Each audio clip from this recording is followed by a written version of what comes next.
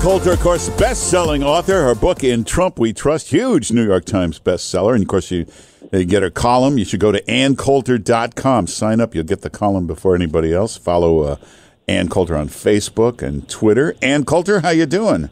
Fine, thanks. How are you, Mark Simone? Very good. Did you see that speech at the UN yesterday? Yeah. What kind of reaction is that? What are you, Don Lemon? Okay, I'll tell you the part I liked. I know he didn't mention the wall. No, I was giving you the part I liked, not the part I didn't like. Oh, okay, go ahead.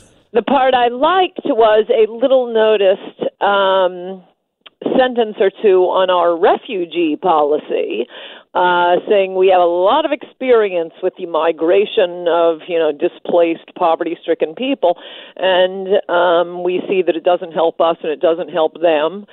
They need to stay in their countries. They need to put pressure, for one thing, to help them out, and to put pressure for any economic changes. And he said for the cost of resettling one refugee in this country, we can help 10 potential refugees in their own countries. I've never understood that. Why do they have to come here? Why can't we help them where they are? In any event, that was good. The rest of it reminded me of that ridiculous Nikki Haley at the UN. Hey. I used to want to have people who support Trump working for him, but now, okay, my back's to the wall. Now I just want IQ tests for everyone working in his White House and cabinet. Oh, well, I thought it must have been a really good speech because CNN and MSNBC never mentioned it for the rest of the day. As I pointed out on Twitter yesterday, Mark Simone, just because the media hates Trump doesn't mean he's doing something good. Well, okay, that's true. Did you watch Hillary Clinton on Colbert last night?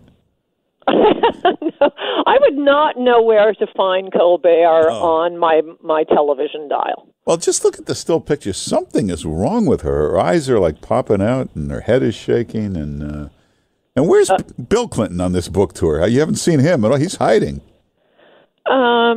Basically, since he left the White House, he's been running away from that woman. Well, that's true.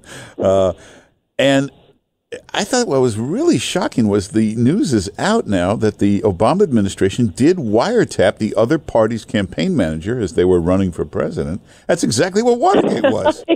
No, I know there are a lot of funny things about that, and just footnote before I start talking about this is not distracting us from the wall, Mr. Trump or President Trump.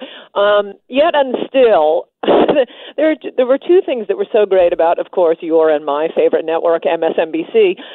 Number one, this was Monday night. I guess it broke. There's no way of understanding this, but that, looks like Trump was right. The Obama administration was wiretapping Trump Tower. Yeah.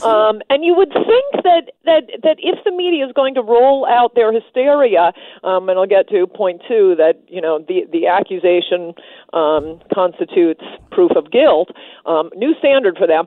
You'd think there would be some acknowledgement. I mean, you can change your mind about something. You can even be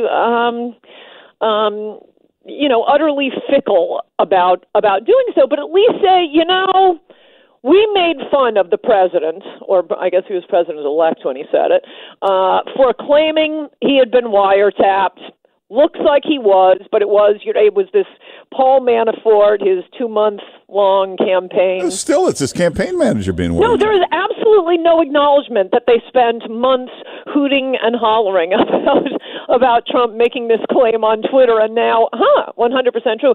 And second, what I was just alluding to, I've never seen the left take this standard. I mean, they must have before whenever any Republican is accused of, particularly our favorite show, Rachel Maddow, the fact that, and Lawrence, the fact that a warrant was produced is simply taken as, well, Manafort must be guilty.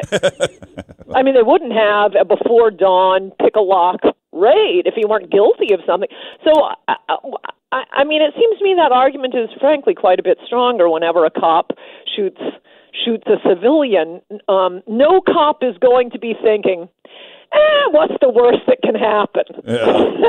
You're about to have your life destroyed. You're going to become, the modern-day Hitler for a month. No, a cop doesn't casually shoot a civilian unless his life is in danger. But warrants, those get issued. You can do anything to the Trump administration. Yeah, but that's exactly what Watergate was, a wiretapping the opposition party's campaign manager. You'd think Woodward would be calling Bernstein and say, Carl, let's go. We're back in action. Well, it was a little sillier than that, the Watergate break-in.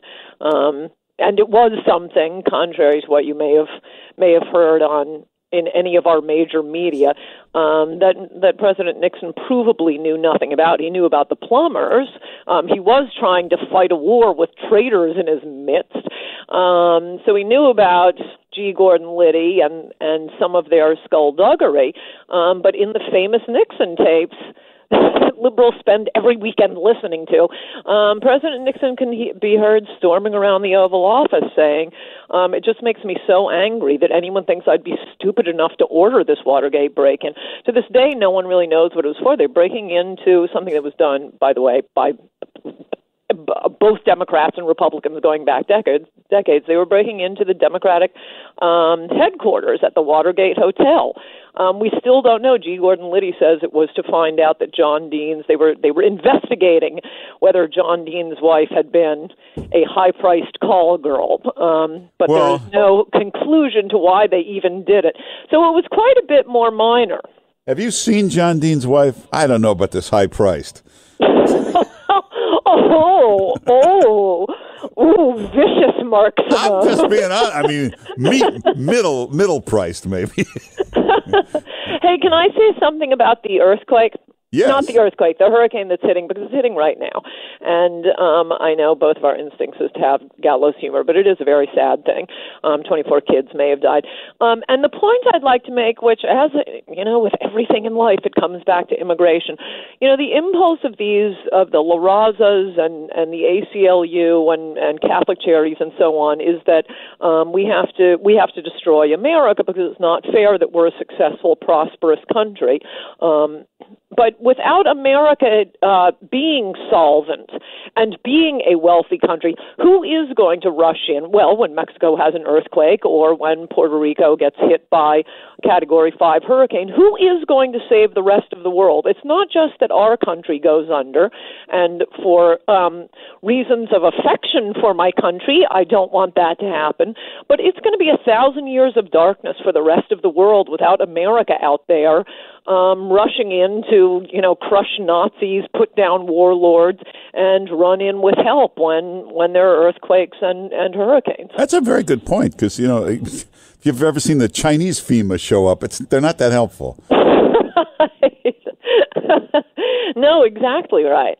Yeah, it's that's a very good point. Now, everybody should get Ann Coulter's latest column. It comes out tomorrow, right? Well, for the truly observant, it will be posted later tonight. Yes, but if you want to be one of those people to get it first, you have to go to AnnCoulter.com. By the way, that doesn't actually exist yet. You've gotten me to start harassing my computer guy to get him to do this, but I'm his only individual client. Most of his clients are big, important clients, so my little things. But that feature that you keep advertising is coming soon. Well, but go to AnnCoulter.com because there's always stuff up there, all the columns, all the books, Sweet. Everything. AnnCoulter.com. And follow Ann Coulter on Twitter and Facebook, and get her book, In Trump We Trust. And Ann Coulter, thanks for being with us. Good to talk to you, Mark Simone. Bye-bye. All right, take care.